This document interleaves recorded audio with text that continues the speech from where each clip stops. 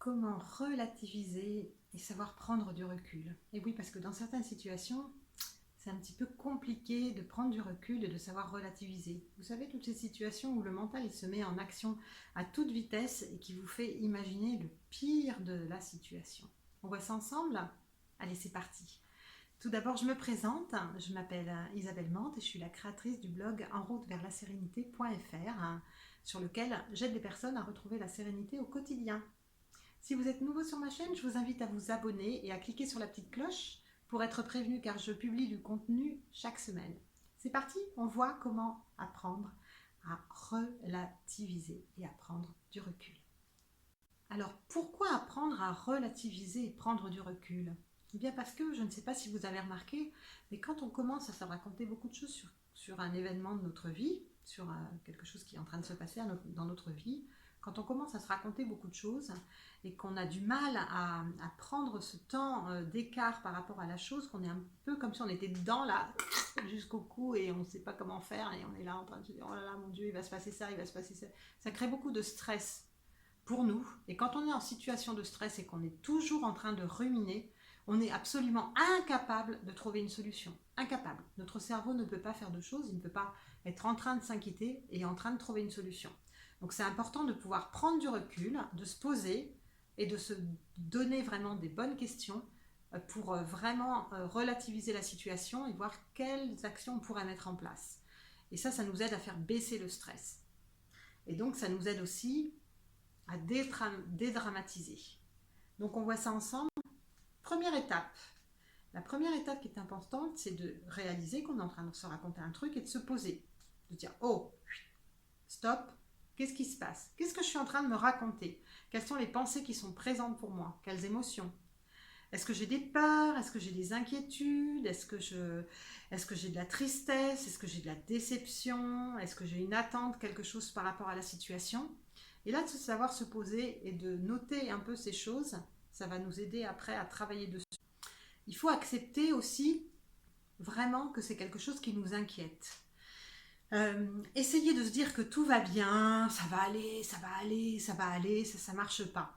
Quand on se pose, il faut vraiment se dire, bah tiens, ça c'est vraiment une situation qui est pénible pour moi. Il faut que je prenne un petit temps de réflexion pour essayer de prendre du recul par rapport à cette situation et de voir un peu qu'est-ce que je me raconte. Au lieu de faire l'autruche. Parce que si je fais l'autruche, les pensées elles vont revenir toujours sans arrêt, de plus en plus fortes. Donc ça c'est important. Première étape, se poser et puis noter un petit peu qu'est-ce qui se passe en nous au niveau des pensées et des émotions, des besoins, des attentes qu'on peut avoir par rapport à la situation. Je vais vous donner un exemple concret pour illustrer ces différentes étapes. On va prendre l'exemple que j'invite des amis à dîner. Et c'est important parce que dans ces amis, il y a des amis d'amis que je ne connais pas encore. Et bon, ben, j'ai un petit peu envie de les impressionner et puis j'aimerais bien qu'ils soient contents de la soirée. Et voilà, et je me prépare et la première chose que je fais, c'est le dessert. J'ai décidé de faire un super gâteau et je connais très bien ce gâteau, je l'ai déjà fait des vingtaines de fois. Et patatras, 2 heures avant l'arrivée des invités, je rate le gâteau.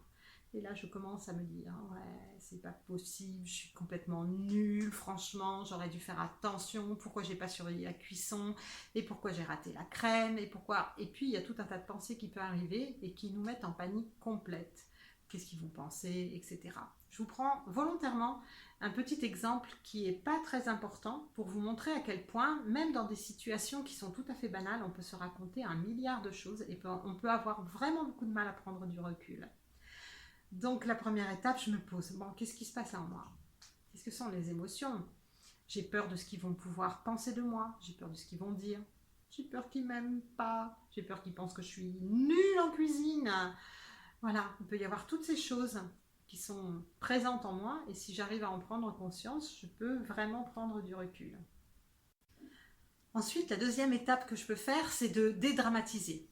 Comment je peux dédramatiser? Eh bien, si je commence à noter, et même là, alors que les invités vont arriver dans 2 heures, ben je peux prendre 5 minutes pour poser un peu ce que je pense, ce que je me dis, etc. Et ça va m'aider à voir un peu si mes pensées elles sont rationnelles ou pas. Par exemple, si je suis en train de me dire qu'ils ne vont pas m'aimer, bon, ben déjà ça peut m'aider à prendre du recul en me disant ouais bon, attends, arrête, hein, ils viennent pas juste là pour le gâteau, hein, donc calme-toi ma cocotte, tu es en train de te raconter des trucs qui n'ont rien à voir avec la réalité. D'abord tu les connais pas, ça se trouve ils n'aiment pas les gâteaux. Donc voilà, ça peut nous aider tout de suite à vraiment à dédramatiser la situation quand on voit que nos pensées elles sont complètement irrationnelles, elles nous racontent des trucs qu'on ne sait même pas si ça va vraiment se passer comme ça. Donc ça, c'est une première chose. Donc voilà, après cette première étape, on peut faire ça, de dédramatiser, de voir un petit peu aussi qu'est-ce que je peux faire dans une situation que je ne maîtrise pas, par exemple, de voir quelle est la première étape que je pourrais mettre en place. S'il y a quelque chose qui me semble insurmontable et que ça génère beaucoup de pensées pour moi, peut-être que je peux voir quelle est la première étape que je pourrais faire déjà pour avancer sur cet objectif. Ensuite, de voir un peu vraiment l'impact que ça a réellement dans la réalité. Je vous disais là tout à l'heure par rapport au côté irrationnel de certaines pensées, eh bien, c'est de voir, de me poser cette question, est-ce que c'est grave ou est-ce que c'est chiant? Et oui, c'est chiant si j'ai raté mon gâteau, mais franchement, est-ce que c'est vraiment grave? Est-ce que c'est la fin du monde? Et ça m'aide à vraiment prendre du recul et à relativiser. Et enfin, la dernière chose quand on dédramatise, c'est que plutôt de voir le problème, parce que quand on est en boucle sur quelque chose qui nous inquiète, on ne voit que le problème, que le problème, que le problème, et bien de prendre un temps de recul et de voir quelles sont les solutions qui sont à moi. Ok, j'ai raté mon gâteau. Qu'est-ce que j'ai comme solution? Qu'est-ce que j'ai comme possibilité? Eh ben, je peux peut-être passer un petit coup de fil à l'un des amis qui est invité ce soir pour lui demander s'il pourrait s'arrêter quelque part pour prendre un dessert pour moi, même si moi je le rembourse par exemple. Ou alors demander à quelqu'un, mon mari, mes enfants, de filer à la pâtisserie du coin pour aller acheter un gâteau. Voilà, ou d'improviser quelque chose au dernier moment. Il me reste des fruits, allez hop, on va faire vite une salade de fruits et puis tout le monde sera content. Il y a de la glace au congélateur, allez, on fera des coupes de glace et chacun choisira ses parfums. Voilà, de voir vraiment qu'est-ce que j'ai comme solutions qui sont possibles là. Et si j'arrive pas à voir la solution moi-même, eh bien c'est très important que je demande à quelqu'un, que j'appelle quelqu'un et que je dise écoute voilà, moi je suis tellement en panique que j'arrive pas du tout à savoir ce que je pourrais faire. Please aide-moi. Please aide-moi à y voir plus clair. Vous exposez le problème et la personne elle pourra vous aider à voir un petit peu les choses d'une autre façon. Et je vous donnerai tout à l'heure un autre exercice qui pourra vous permettre de faire ça tout seul, sans personne. Vous allez voir, c'est super chouette. Donc, il y a une autre chose qui peut vous aider, c'est justement de vous imaginer. Alors, c'est un petit exercice de visualisation. Euh, Vous allez fermer les yeux, et là vous pouvez le faire, on peut le faire ensemble. Vous allez vous poser, fermer les yeux et penser à une situation qui vous a particulièrement stressé ces derniers temps. Voilà, prenez votre temps, fermez bien les yeux, installez-vous confortablement et sentez un peu, voilà. Ne cherchez pas trop un truc trop bouleversant, mais un petit truc qui vous a vraiment déstabilisé. Vous avez remarqué que ça vous a pas mal agacé, fait que vous avez beaucoup de pensées, peut-être même des émotions. Rappelez-vous ce moment. Voilà, c'est fait, c'est bon, vous avez le truc. Rappelez-vous comment vous étiez, dans quel état vous étiez. Vous étiez peut-être tendu au niveau physique. Et maintenant, imaginez qu'à côté de vous, il y a une chaise. Sur cette chaise est assise une personne que vous estimez et qui vous apporte beaucoup de soutien et de conseils. Ça peut être une copine, ça peut être un maître, un mentor, ça peut être un professeur. Voilà. Imaginez simplement que cette personne elle est assise à côté de vous. Voilà, vous la voyez? Elle est juste auprès de vous quand vous êtes en train de vous poser ces problèmes que vous êtes en train de ressasser par rapport à cette situation. Et maintenant, je vais vous demander de vous imaginer, de vous glisser doucement dans la peau de cette personne. De vous imaginer que c'est vous le maître, le mentor, le professeur, l'ami bienveillant, le conseil. Qu'est-ce que vous diriez à cette personne-là, à côté de vous, qui s'inquiète, qui a du mal à prendre du recul? Qu'est-ce que vous pourriez lui dire? Quels mots vous lui donneriez? Quelles paroles vous lui donneriez pour la soutenir déjà dans un premier temps, puis peut-être pour l'aider à trouver une solution? Et là maintenant, vous pouvez rouvrir les yeux. Et là, je vous propose, notez 2-3 idées qui vous sont venues. Comment vous vous sentez quand vous faites ça, quand vous vous mettez dans la peau de quelqu'un d'autre, de quelqu'un qui pourrait être un mentor pour vous, quelqu'un qui vous aide, qui vous soutient, qui vous apporte de bons conseils? Comment vous voyez la situation? Quels mots vous utilisez? Et maintenant, je voudrais vous donner une dernière astuce, qui est une astuce que j'adore et que j'aime bien faire à mes élèves dans mes formations. J'aime bien leur faire cet exercice parce que du coup, on se marre vraiment bien quand on fait cet exercice. Vous allez prendre une feuille et par rapport à une situation qui vous prend la tête, vous allez noter, aller jusqu'au bout comme si ça vous prenait la tête et vous allez vous imaginer le pire du pire du pire du pire du pire du pire du pire de ce qui pourra arriver. Je vous donne un exemple avec le gâteau, toujours. Alors, vous constatez que vous avez raté votre gâteau, que vous réussissez toujours. Il y a des invités qui vont arriver dans 2 heures, vous n'avez pas de dessert. Et là, vous commencez à vous dire, mais déjà, première pensée, moi, je suis nulle, pourquoi j'ai pas fait attention? N'importe quoi, je le réussis à chaque fois, comment ça se fait que j'ai raté?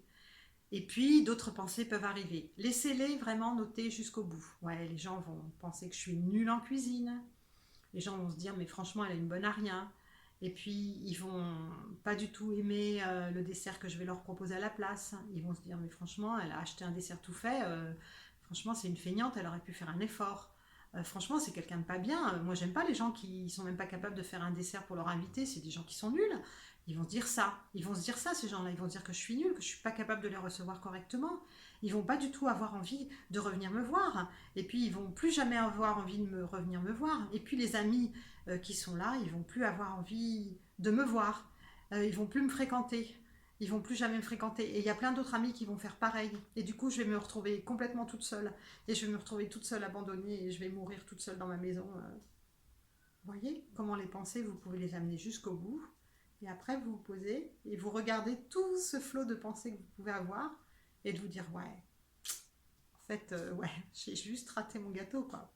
Et donc, ça peut vous aider à avoir beaucoup d'humour par rapport à vous-même, de voir un peu, mais qu'est-ce qu'on peut se raconter, quoi, dans certaines situations? C'est un truc de malade. On peut se raconter des trucs hallucinants.